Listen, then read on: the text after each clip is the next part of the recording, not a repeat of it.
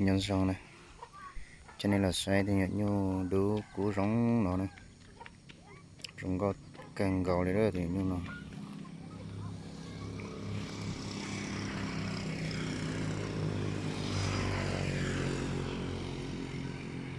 cú lo này, cú lo cũng để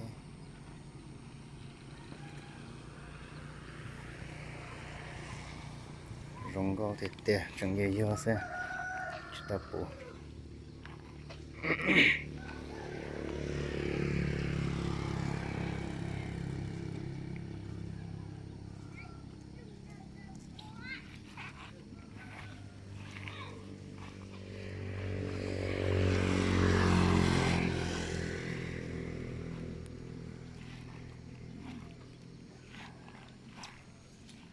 rong gạo sẽ nó sai nè,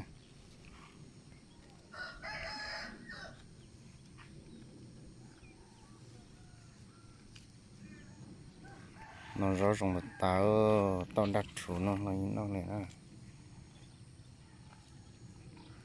nhà họ thao là do nằm mò trong đó sẽ nó này,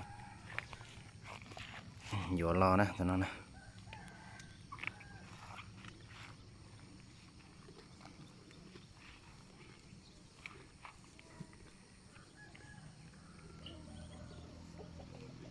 rong có càng gạo liền.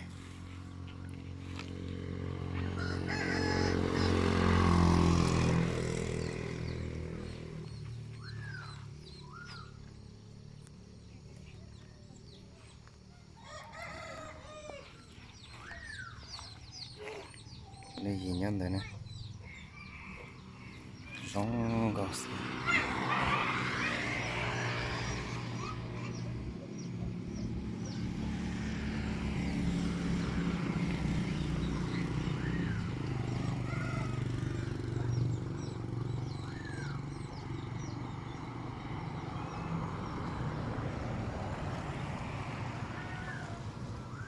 nó rõ ràng thế xin năng ở tụi nó rong có thịt tè đấy,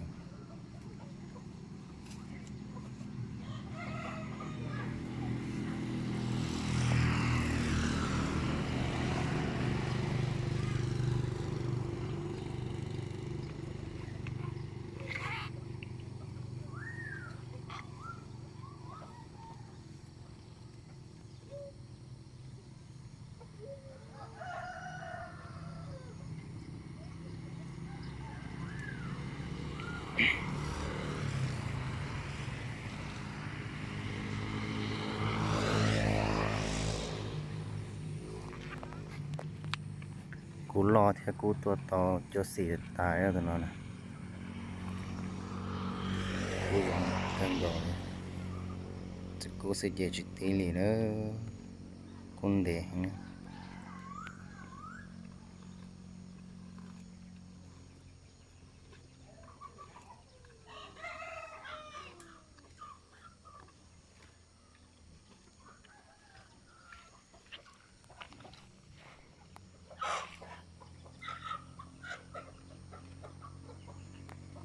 Sẽ nó rau này.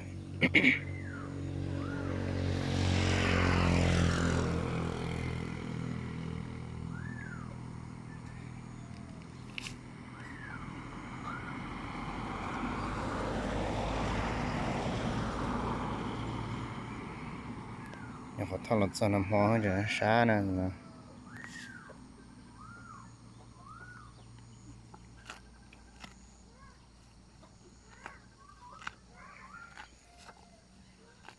lo hay rong trâu cần gạo nè,